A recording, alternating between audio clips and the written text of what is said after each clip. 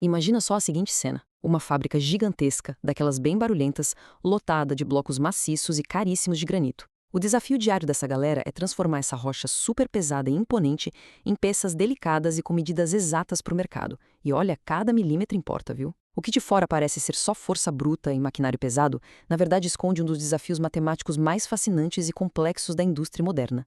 Sejam muito bem-vindos a esta nossa análise detalhada de hoje, onde a gente vai destrinchar exatamente como a otimização algorítmica resolve esse problemão do mundo real. Beleza, vamos mergulhar nisso. O nosso roteiro de hoje é bem direto. A gente vai passar por 1. O desafio das rochas. 2. O problema de corte. 3. A regra da guilhotina. 4. Como gerar padrões viáveis. 5. Os dados da instância na prática. E, por fim, 6. Algoritmos e soluções futuras. Vamos lá. Começando pela parte 1, o desafio das rochas, que a gente gosta de chamar de a metáfora do quebra-cabeça. Antes da gente entrar na matemática pura da coisa, é fundamental a gente visualizar o que está realmente em jogo aqui. O grande objetivo é pegar essas chapas gigantes de granito e converter tudo isso num conjunto muito específico de peças menores. E, gente, quando se trabalha com rochas ornamentais, o material é caríssimo e super difícil de manusear. Qualquer erro de cálculo ali na hora ou qualquer sobra excessiva de pedra é literal dinheiro indo pro ralo na mesma hora. É uma perda financeira direta. Então é um verdadeiro quebra-cabeça de altíssimo risco para a indústria. E isso nos leva direto para o ponto 2, o problema de corte, que é a matemática industrial fundamentando toda essa operação. Aqui a gente esbarra no que a academia e a indústria chamam de problema de corte bidimensional guilhotinado, ou 2D CSP. O desafio central é basicamente um grande ato de malabarismo. A gente precisa determinar um plano super inteligente para cortar chapas de granito que têm um tamanho fixo. A meta? Produzir peças menores, de várias dimensões diferentes, que atendam 100% da demanda do cliente. E o grande pulo do gato matemático é duplo? A gente tem que usar o menor número possível de chapas originais e, ao mesmo tempo, reduzir o desperdício a quase zero. Seção 3. A regra da guilhotina. Quais são as regras desse jogo? Então, o ponto crucial para entender isso aqui, e prestem bem atenção nisso, é como o maquinário opera no chão de fábrica. O corte guilhotinado tem regras mecânicas super estrictas. A serra da máquina não consegue fazer uma curvinha, sabe? Ou simplesmente parar no meio da pedra. Sem chance. Ela tem obrigatoriamente que entrar por uma borda e sair pela extremidade oposta, seja na horizontal ou na vertical. Pensa num jogo de Tetris às avessas e com uma tensão altíssima. Cada corte reto que a máquina faz divide a chapa inteira e cria duas novas áreas de quebra-cabeça que são completamente independentes.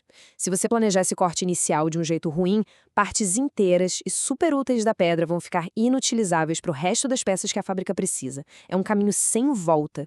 Parte 4. Gerando padrões viáveis. Como a gente monta essa estratégia? E aí vem a pergunta de $1 milhão, que não deixa os planejadores de produção dormirem. Como acomodar todas as peças sem estourar o limite da chapa? Porque a soma das pecinhas cortadas nunca, em hipótese alguma, pode ser maior que a chapa original, né? Para resolver isso matematicamente, a gente precisa gerar os chamados padrões de corte guilhotinado viáveis. Pense em cada padrão como se fosse um mapa do tesouro, um manual de instrução único. Ele diz exatamente quantas peças de cada tipo dá para extrair de uma chapa gigante, seguindo rigorosamente aquela regra mecânica do corte de ponta a ponta que a gente acabou de ver. Isso ilustra brilhantemente a diferença absurda entre um palpite humano e a verdadeira otimização matemática. Olha só, um padrão ineficiente deixa blocos enormes de pedra totalmente inutilizáveis. Eles simplesmente não servem para mais nenhum pedido da fábrica.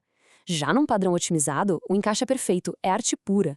O modelo de decisão final precisa escolher quais desses padrões viáveis vão ser usados na prática e quantas vezes a gente vai repetir cada um na linha de produção.